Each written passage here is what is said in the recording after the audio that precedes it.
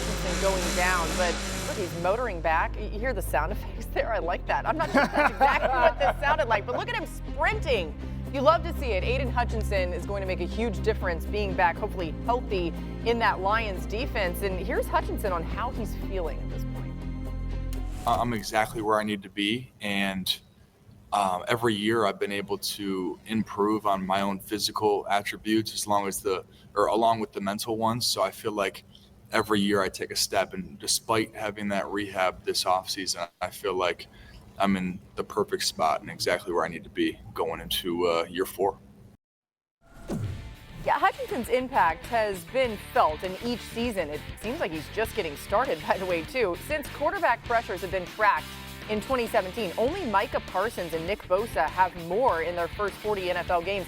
Hutchinson, third on the list, with still one game to go. Pretty impressive. You see that impact certainly being the second overall pick paying off. Kevin, let's start with the guy we just heard from, though. What will Hutchinson's return mean for this Lions defense? A fully healthy Aidan Hutchinson would be the biggest X factor in the entire league this year. Before he went down last year, he had a 38% win rate on pass rush. Nobody else in football was above 23%. That was Myles Garrett. That is special stuff. In 5 games, he had more sacks than Khalil Mack, Jadeveon Clowney, Matthew Judon had on the entire season. Wow. It was one of the most dominating 5-game stretches we've ever seen, and I don't think anybody was going to stop him if he played the final 12 games. So if he comes back and is that level, then yes, the Lions are back where they need to be. I think you're not going to see that immediately just because of human nature, just because it's an injury that takes a little bit of time. But yes, his fully healthy self is a wrecking crew and would change the entire NFC. Make no mistake about it, he was on pace to be the defensive player of the year. Oh, absolutely. Yeah. Absolutely. I mean, he was on an absolute heater in those first few games. And, the injury is unfortunate. But adding Aidan Hutchinson back to this defense, I mean, that's a tremendous boon for the Detroit Lions. Obviously, we know that defensive coordinator Aaron Glenn moves over to the New York Jets. Kelvin Shepard, I can only imagine like Kelvin Shepard now, the new defensive coordinator, is like, I get my guy back. Not only get Aidan Hutchinson back, but all those guys that missed significant time on the Detroit Lions defense. Yeah, so they get those guys back, right? And Tim, we've mentioned, and you just heard D. Wood say, the loss of Aaron Glenn. They also lost O.C. Ben Johnson, who we're talking about off the top of the show, now the Bears head coach. How much does this really affect them to lose these two really important coordinators? Yeah, look, if you think coaching matters, which it does, we've seen it, every year in the National Football League, then it's always a big deal. As much as we talk about players, I think when you talk about coordinators, it's a big factor. Just look at teams that have lost both coordinators and what their initial reaction to it is. Go back to Philadelphia when they did it. They ended up having to reset it again the very next year. Look what happened when it happened to Dallas, where it was a new offense and defensive coordinator. It's hard. Ben Johnson has a new job for a reason. He was one of the most creative play callers. He was a play designer. He had good timing when he was aggressive with play calls. So I just think that while I agree with D. Wood, you're replacing what I believe is good coaches with good coaches. That being said, there's still a change. There's still some adjustment, and there's still like a factor of, look, you're going from somebody that was at the top of the business and doing it. It's why they're being rewarded, getting jobs as head coaches with guys that are now going to have to prove themselves as coordinators in the league. So Tim mentioned Philadelphia, which 2 years ago was kind of the worst case scenario as far as replacing both coordinators. They didn't do it right. It set that back for an entire season. Next offseason, they do it right. They win the Super Bowl. Nick Sirianni is one of the best coaches in the NFL because of it, because of how he was able to adapt. Dan Campbell is also one of the best coaches in the NFL. It remains to be seen, however, what happens here. Ben Johnson built a Death Star. He had the best offensive line in football. He had some of the best, most creative plays. The way he was able to put confidence into Jared Goff was really, really special. I've talked to Goff about their connection, how special it was that Ben Johnson passed up head coaching opportunities to come back and be a part of it. It was a special environment, a special group. It's really hard to replicate that. This is one of the biggest questions going into the NFC, really, this season, is what happens next with this Lions team with Ben Johnson out.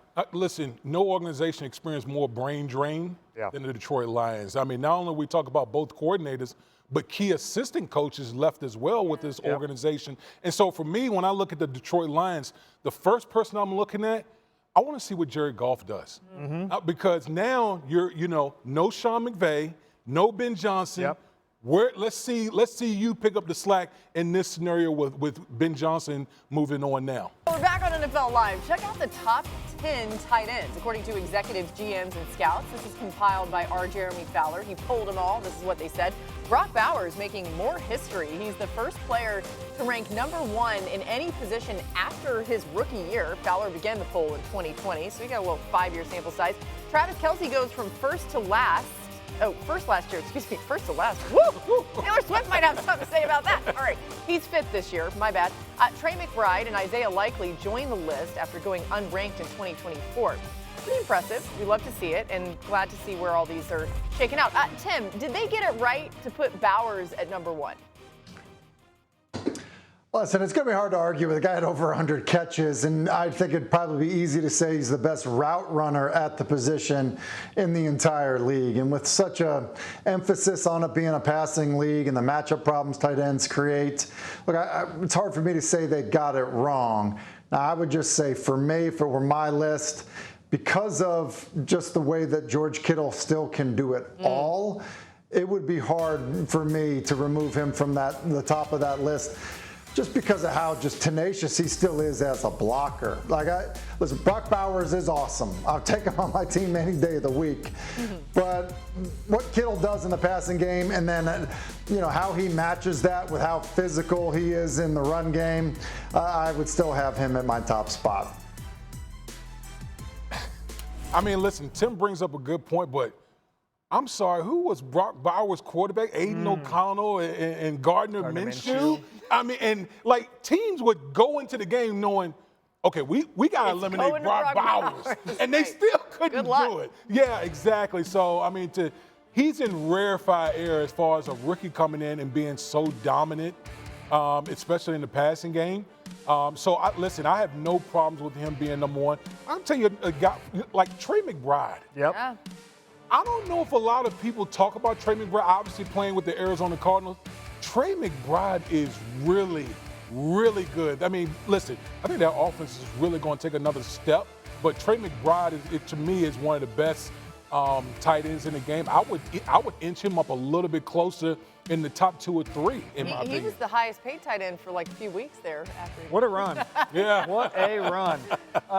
I agree with Tim almost entirely. The best pass catcher on this list is Brock Bowers. George Kittle, his all-around game is incredible. There's that hypothetical about if you had 22 of the same player, which player would win in a tournament. I'd take 22 George Kittles. The way he runs and blocks and would presumably tackle on the other side, I would not want to see a team full of George Kittles. He is such an amazing all-around player. With Brock Bowers, what struck me, you mentioned the quarterback thing, also the way they used him last year. He had only 15 red zone targets last year, and only one of those was a touchdown. There's meat on the bone with Brock Bowers. He's incredibly athletic. He's great in open space. We saw that at Georgia. He had one of the coolest throwbacks I've ever seen against Alabama in the national championship game, the game I was lucky enough to be at. I think you were there too. You were there.